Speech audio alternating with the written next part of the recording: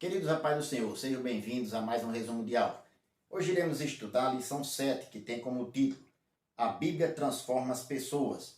Se você ainda não é inscrito, se inscreva, curta e compartilhe, ajuda o nosso canal. O textuário diz, porque a palavra de Deus é viva e eficaz e mais penetrante do que qualquer espada de dois gumes, e penetra até a divisão da alma e do espírito e das juntas e medulas, e é apta para discernir os pensamentos e intenções do coração. Está na Epístola aos Hebreus, capítulo 4, versículo 12. A verdade prática, a palavra de Deus é viva, anula os conselhos das trevas e nos torna humildes diante de Deus. A leitura bíblica em classe está na Epístola aos Hebreus, capítulo 4, versículos do 11 ao 13. E na segunda carta aos Coríntios, capítulo 10, versículos 4 ao 6, nós não iremos ler. A palavra-chave é transforma. Hoje nós iremos estudar como a Bíblia, além de ter origem divina, ela transforma as pessoas. A Bíblia ela é viva e eficaz, penetra o interior do ser humano, anula os conselhos do mundo e nos ajuda a viver em humildade. Vamos para o nosso esquema resumo. Primeiro ponto, a Bíblia é a palavra de Deus. O número 1, a palavra de Deus é viva e eficaz. Neste ponto da lição, o comentarista ele destaca que os israelitas não entraram em Canaã por negligenciar a palavra de Deus. O autor aos Hebreus, ele destaca isso para mostrar um alerta para os cristãos. Está em Hebreus, capítulo 4, versículo 11, que está na leitura bíblica em classe. Procuremos, pois, entrar naquele repouso, para que ninguém caia no mesmo exemplo de desobediência. Não devemos desobedecer e negligenciar a palavra de Deus como fizeram os israelitas lá no deserto. Mas isso serve de um alerta para nós, para não cairmos no mesmo exemplo de desobediência. E ele conclui dizendo, porque a palavra de Deus é viva e eficaz. É viva porque ela pertence ao Deus vivo. Deus inspirou a sua palavra. E a palavra de Deus, como Deus é vivo, a palavra de Deus é viva. É eficaz porque ela cumpre com o seu propósito, com a vontade de Deus. Há um propósito na palavra de Deus. Deus ele cumpre com sua palavra. Está em Hebreus capítulo 4, versículo 12, como nós acabamos de ler, é viva e eficaz, mais penetrante do que qualquer espada de dois gumes e penetra até a divisão da alma e do espírito, das juntas e medulas e apta para discernir os pensamentos e intenções do coração. Em Isaías capítulo 55, versículo 11, o versículo 10, diz a palavra do Senhor através do profeta, porque assim como descem a chuva e a neve dos céus, e para lá não tornam, mas regam a terra, e a fazem produzir e brotar, e dá semente ao semeador, e pão ao que come, assim é a palavra que sair da minha boca, ela não tornará para mim vazia, antes fará o que lhe apraz, e prosperará naquilo para a qual a enviei. Ela é eficaz, ela cumpre com seu propósito. O número 2, a palavra de Deus é espada penetrante. É a segunda parte do versículo, que a palavra de Deus é mais penetrante do que qualquer espada de dois gumes.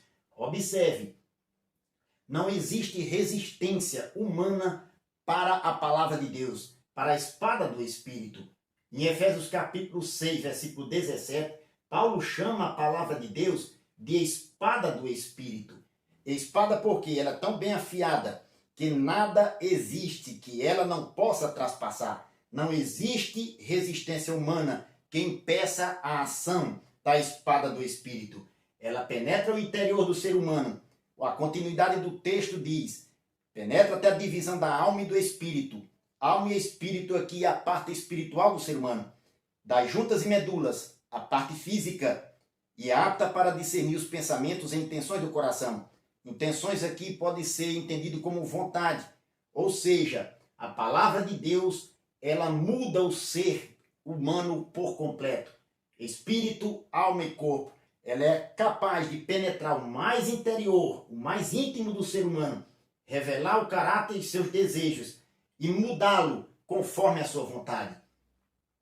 O número 3, a palavra de Deus é apta para discernir. Observe o que aqui diz o texto. Apta para discernir os pensamentos e intenções do coração. Pensamentos e intenções ou vontade. A palavra de Deus consegue discernir ou discriminar quais são as vontades do ser humano e suas intenções. Diz o comentarista que coisa alguma pode ser escondida de Deus. Toda a verdade é exposta. O versículo 13 diz: aos olhos daquele com quem temos de tratar, nada é encoberto diante de Deus. E ele conclui dizendo: o coração do homem, ou ele se rende à palavra de Deus, ou endurece. Em Romanos capítulo 10, versículos 9 e 10, o versículo 8 diz: mas que diz, a palavra está junto de ti, na tua boca e no teu coração. Esta é a palavra da fé que pregamos, a saber, se com tua boca confessares ao Senhor Jesus e no teu coração crer que Deus o ressuscitou dos mortos, serás salvo. Visto que com o coração se crê para a justiça e com a boca se faz confissão para a salvação. Ou o homem se rende à palavra de Deus, ou ele endurece o seu coração para com sua palavra. O segundo ponto: a Bíblia anula os conselhos do mundo. O número 1, as armas da nossa milícia. Neste ponto aqui, o comentarista ele vai fazer menção da segunda parte da leitura bíblica em classe, na segunda carta aos Coríntios, capítulo 10, versículo 4. E ele diz que as armas da nossa milícia, justamente essa epígrafe ou subtítulo que ele coloca neste ponto, ele tira justamente de 2 Coríntios, capítulo 10, versículo 4, a parte A. E ele fala que não são carnais. Primeira coisa que nós devemos compreender aqui, que a nossa luta não é no mundo físico. As pessoas podem ser usadas pelo inimigo. E nossa luta é contra as potestades das trevas. A nossa luta é espiritual. Ele diz no capítulo 10, versículo 4, a parte A, da segunda carta aos Coríntios: porque as armas da nossa milícia não são carnais. Observe, milícia aqui pode ser traduzido, entendido como hostes, exércitos. Mas Paulo ele faz um uso aqui mostrando que são conselhos espirituais. Era justamente os opositores de Paulo, os argumentos dele contra o apóstolo. As nossas armas não são carnais. A nossa milícia, nós não militamos ou lutamos com armas carnais, mas com armas espirituais, que são poderosas em Deus. É a segunda parte deste versículo. Mas poderosas em Deus para a destruição das fortalezas. O segundo ponto ele vai mostrar justamente o final desse texto. Em Efésios capítulo 6, versículo 13 ao 18, diz Paulo na sua carta aos Efésios: portanto, tomai toda a armadura de Deus, para que possais resistir no dia mau, e havendo feito tudo, ficar firmes. Estai, pois, firmes, tendo cingido os vossos lombos com a verdade, vestida a couraça da justiça, calçados os pés na preparação do evangelho da paz, tomando sobretudo o escudo da fé, com o qual podereis apagar todos os dardos inflamados do maligno.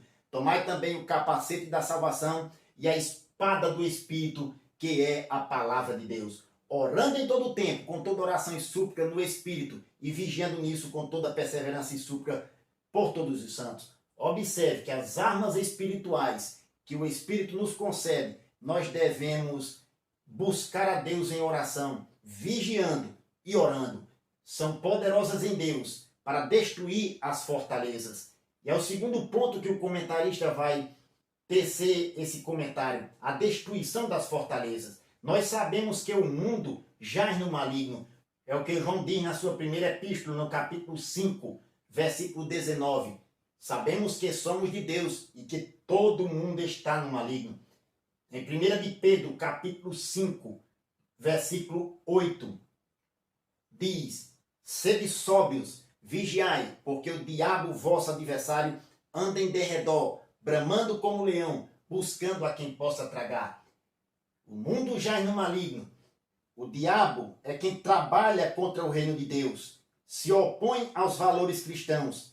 E o poder de Deus é quem destrói as fortalezas do diabo. Em 2 Coríntios, capítulo 10, versículo 4, a parte C, diz o texto: destruindo as fortalezas. É Deus quem destrói as fortalezas do diabo. Não há potestade das trevas que impeça o agir de Deus. A palavra de Deus, ela destrói as fortalezas. O número 3, a destruição dos falsos argumentos.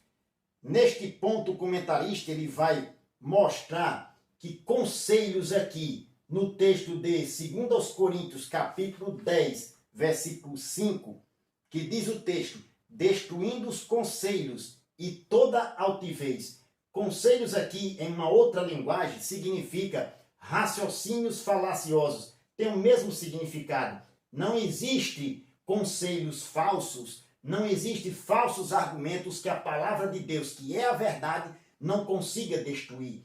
Quando a palavra de Deus é pregada, e este é o método cristão, de pregar a verdade, a palavra de Deus é exposta, a mentira, ela é descoberta, ela é mostrada. E aqui, diz o comentarista, as premissas falsas, como por exemplo, ideologias anticristãs, o ateísmo, o relativismo, o secularismo, o marxismo e as heresias, o método cristão para destruir estes falsos argumentos é justamente pregar a palavra de Deus.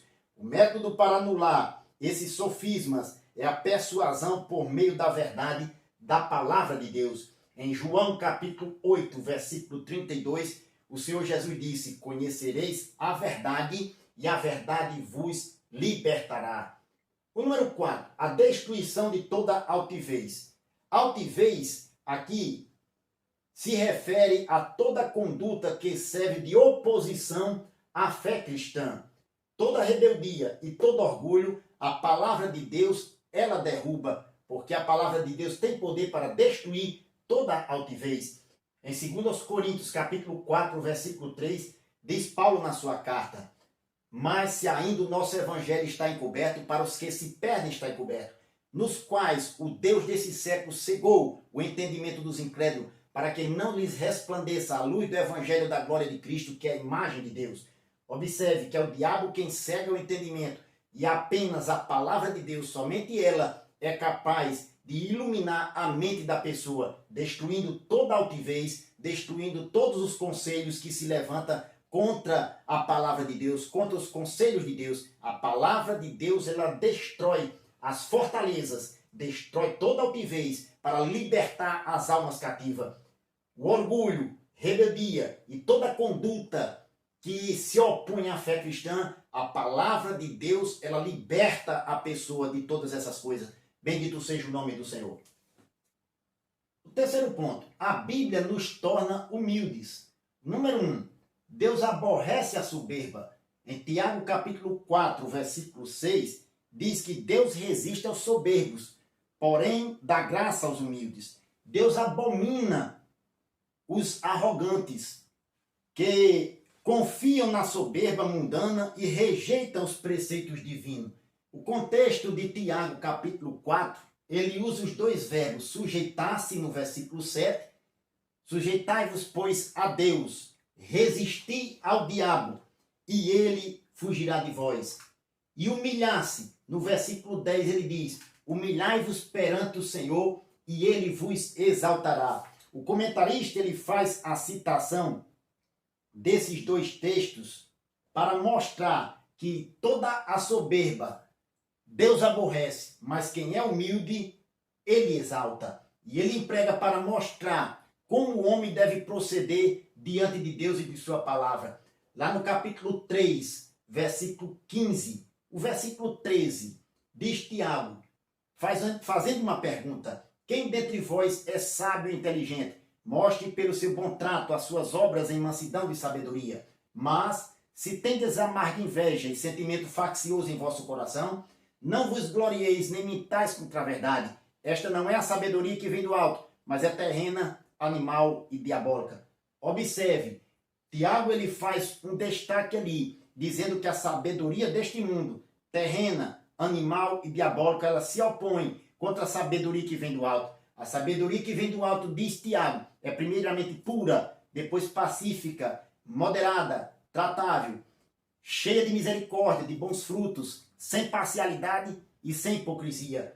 Lá no começo do texto, lá no capítulo 3, versículo 13, ele diz: se você é inteligente, se você é sábio, mostre pelo seu bom trato, seu comportamento, em mansidão de sabedoria. E esta sabedoria que vem do alto, não é terrena, vem do alto, descendo do Pai das luzes, em quem não há mudança nem sombra de variação. Essa sabedoria que vem do alto torna o homem diante de Deus sábio. E é um homem humilde. Ele abomina a soberba, ele se afasta dela e se torna uma pessoa transformada pelo Espírito Santo. Diz o comentarista que a bênção plena de Deus é para os humildes. O número 2, Cristo é o nosso exemplo de humildade.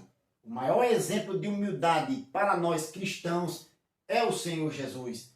Diz o comentarista que ele aniquilou-se a si mesmo, fazendo citação de Filipenses capítulo 2, versículos 6 e 7.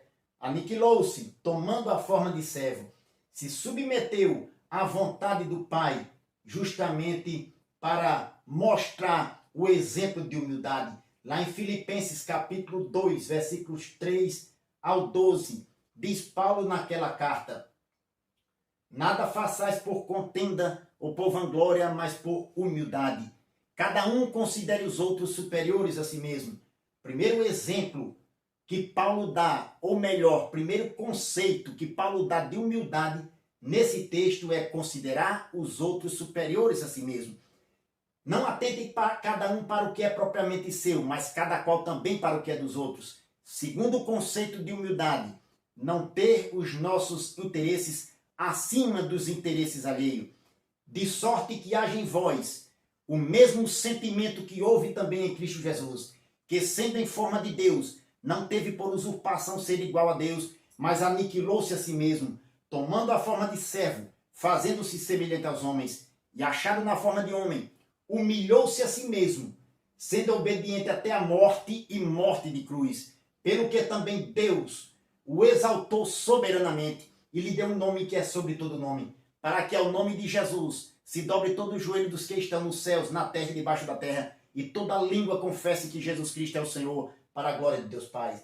O maior exemplo de humildade foi o Senhor Jesus. Ele é o padrão de conduta cristã. Lá em Filipenses capítulo 2, versículo 5, como acabamos de citar. Em Mateus capítulo 11, versículo 29. Tomai sobre vós o meu jugo e aprendei de mim, que sou manso e humilde de coração, e encontrareis descanso para a vossa alma, porque o meu jugo é suave e o meu fardo é leve. O maior exemplo de humildade para a nossa vida foi o do Senhor Jesus e ainda continua sendo. O número 3, a humildade é uma virtude cristã. Para entrar no reino de Deus, ninguém entra no reino de Deus com soberba. O reino de Deus é para os humildes. Lá em Mateus capítulo 18, versículo 4, o Senhor Jesus toma o exemplo de uma criança, se fazer humilde como ela. Ou seja, temos que nascer de novo. Para entrar no reino de Deus, temos que se fazer como criança. E a humildade, como virtude cristã, é uma genuína conversão, é uma transformação completa do ser humano pelo Espírito Santo. Louvado seja Deus. Queridos, hoje nós vimos como a palavra de Deus transforma o ser humano. É ela que penetra no mais íntimo do ser, quem divide a alma do espírito, quem distingue os pensamentos e as intenções do coração do homem. E é ela quem transforma a nossa vida. Aqui nós temos uma indicação para meditar sempre na palavra de Deus. Não deixar as influências do mundo entrar na nossa vida, mas pregar a palavra para que o Espírito Santo possa fazer a obra influenciar as pessoas lá de fora. Que elas possam ser também transformadas mediante a pregação da palavra de Deus. Que nós possamos deixar a palavra de Deus trabalhar em nossa vida e nos transformar por completo até a volta de Jesus. Que Deus o abençoe em nome de Jesus.